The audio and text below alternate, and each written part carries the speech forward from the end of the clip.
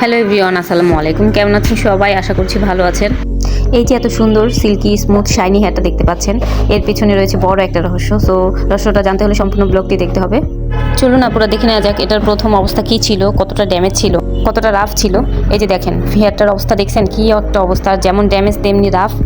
ভাইরে ভাই, চুলের তো একদম 12টা বাজিয়ে ফেলছে। ঠিক আছে, এরকম 12টা বাজানো হেয়ারগুলোকে পারফেক্ট লুক দিতে আমার কাছে কিন্তু বেশ ভালো লাগে। হেয়ারগুলো আমার কাছে একটা চ্যালেঞ্জ, আর এই প্রত্যেকটা চ্যালেঞ্জ আমার কাছে অ্যাকসেপ্ট করে সেটাকে পূরণ করা খুবই আনন্দদায়ক আমার জন্য। সো এই হেয়ারটাও আমার জন্য একটা চ্যালেঞ্জিং ছিল। সো এটার পারফেক্ট লুক আমি দিয়েছি। সো আপনারা দেখতেই পাচ্ছেন এটার ফাইনাল রেজাল্ট।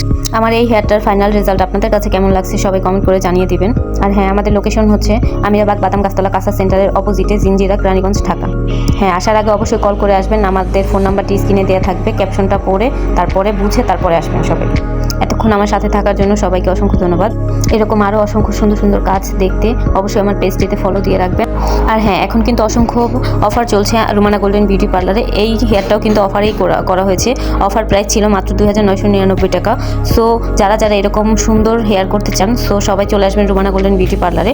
আমাদের সাথে ইনবক্সে যোগাযোগ করবেন, নয়তো কল করে আসবেন। আগে থেকে বুকিং নেওয়া হয় আমাদের এখানে।